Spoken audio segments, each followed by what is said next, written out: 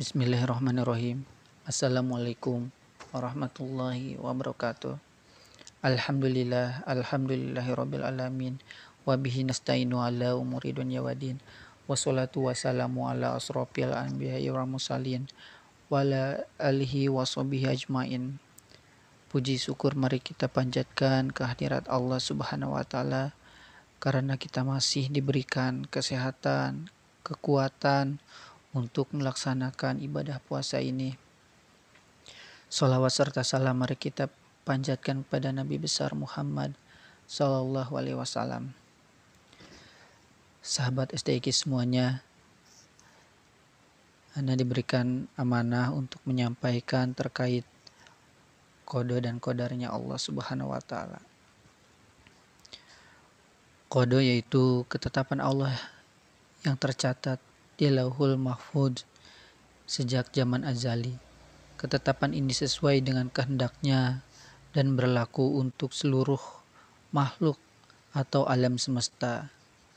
Sedangkan qadar atau takdir adalah ketetapan atau keputusan Allah yang memiliki sifat maha kuasa, qadir atas segala ciptaannya, baik berupa takdir yang baik maupun takdir yang buruk.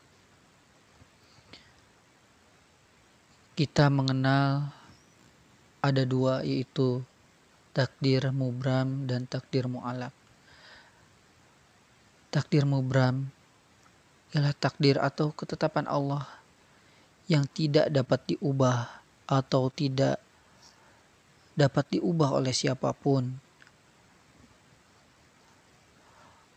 Allah berfirman yang artinya tiap-tiap yang bernyawa akan merasakan mati. Sesungguhnya pada hari kiamat sajalah disempurnakan pahalanya. Surat Al-Imran ayat 185. Sedangkan takdir mu'allaq ialah takdir yang masih dapat diubah melalui usaha manusia. Setiap hamba diberikan peluang atau kesempatan oleh Allah untuk berusaha mengubah keadaan dirinya menjadi yang lebih baik. Firman Allah dalam surat Ar-Ra'd ayat 11, sesungguhnya Allah tidak akan mengubah keadaan suatu kaum sehingga mereka mau mengubah keadaan yang ada pada diri mereka sendiri. Sahabat STIQ semuanya, firman Allah dalam surat Al-Hadid ayat 22-23 yang artinya tiada suatu bencana pun yang menimpa di bumi dan tidak pula pada dirimu sendiri melainkan telah tertulis dalam kitab Lauhul Mahfuz sebelum kami menciptakannya. Sesungguhnya yang demikian itu adalah mudah bagi Allah. Kami jelaskan yang demikian itu supaya kamu jangan berduka cita terhadap apa yang luput dari kamu dan supaya kamu jangan terlalu gembira terhadap apa yang diberikannya kepadamu.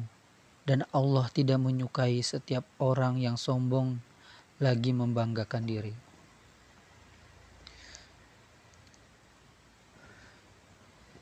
Kita harus bisa memahami bahwa peristiwa yang dialami setiap manusia baik selama hidup di dunia ini maupun sampai nanti akhir kelak terikat pada apa yang telah menjadi ketetapan takdir Allah Subhanahu wa taala. Kapan seseorang itu dihidupkan dan dilahirkan ke dunia, dalam kondisi seperti apa, bahagia atau sengsara seseorang itu hidup di dunia, kapan dan bagaimana meninggalnya orang tersebut, semuanya sesuai dengan ketetapan Allah. Apa yang kita lihat, apa yang kita rasakan saat ini hanyalah dohir yang tidak pernah dan tidak akan pernah kita ketahui apa yang sebenarnya terjadi dan bagaimana akhirnya. sahabat semuanya, setelah kita mengetahui tentang qada dan qadarnya Allah Subhanahu wa taala, ada dua hal yang perlu kita pahami. Yang pertama yaitu ikhtiar. Kita harus berusaha melakukan segala daya dan upaya untuk mencapai sesuatu yang kita kehendaki. Contohnya, seorang anak yang dilahirkan di keluarga yang miskin, tetapi dia berusaha dengan keras, dia belajar dengan keras, sampai akhirnya dia mendapatkan beasiswa pendidikan, sampai akhirnya dia mendapatkan pekerjaan yang sukses. Itu merupakan sebuah ikhtiar, itu merupakan sebuah usaha yang harus dilakukan. Atau seorang anak yang ditanya oleh orang tuanya, "Nak, kenapa kamu melakukan kemaksiatan?